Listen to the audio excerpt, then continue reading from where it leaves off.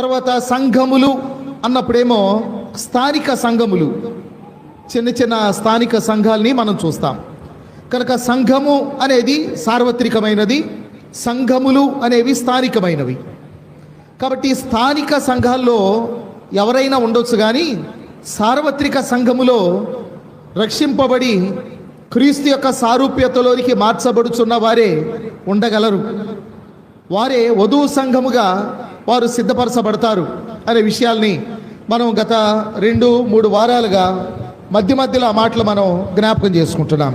కనుక మన గురి స్థానిక సంఘములో ఉండడమే కాదు, సార్వత్రిక సంఘములో వధువుగా మనం సిద్ధపడుతూ క్రీస్తుని ఎదుర్కోవడానికి మనం సంసిద్ధులుగా ఉండేవారంగా ఉండాలి. అది మన గురి అయి ఉండాలి. అయితే పౌలు సంఘము కొరకు, సంఘముల కొరకు ఎలా ప్రయాసపడ్డాడో ఆయన చెప్తూ వచ్చాడు. 24వ వచనంలో పౌలు ఇలా అన్నాడు, ఇప్పుడు మీ కొరకు నేను అనుభవించుచున్న శ్రమల యందు సంతోషించుచు అనే మాట మనం చూస్తూ ఉన్నాం. ఇప్పుడు అనంటే ఆయన ఈ పత్రిక రాసే సమయంలో కూడా ఆయన శ్రమల్లో ఉన్నాడని మనకు అర్థమవుతుంది. అయితే ఎక్కడున్నాడు ఆయన అంటే ఆయన చెరసాల్లో ఉన్నాడు. కనుక పౌలు చెరసాల్లో ఉండి వ్రాసిన పత్రికలు ఉన్నాయి కదా, ప్రిజన్ ఎబిజిల్స్ అంటారు వాటిని, చెరసాల పత్రికలు. ఏమేమి రాశాడు ఆయన అంటే ఎఫెసీ పత్రిక, తర్వాత ఫిలిప్పీ పత్రిక, తర్వాత కొలస్సీ పత్రిక, తర్వాత ఫిలేమోను పత్రిక.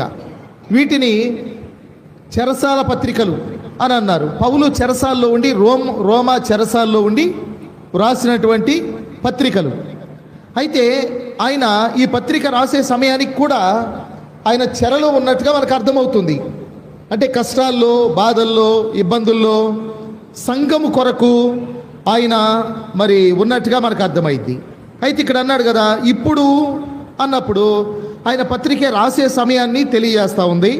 మీ కొరకు అంటే కొలసీలు కొరకు అని మనకు అర్థమవుతుంది. కొలసై సంఘస్థుల కొరకు ఆయన శ్రమ పడుతూ ఉన్నట్టుగా ఆయన తన పత్రికలో రాస్తూ ఉన్నాడు. అయితే ఈ శ్రమల్లో కూడా ఆయన సంతోషిస్తున్నట్టుగా రాశాడు కదా. కనుక ఇప్పుడు మీ కొరకు నేను అనుభవించుచున్న శ్రమల యందు సంతోషిస్తున్నాను.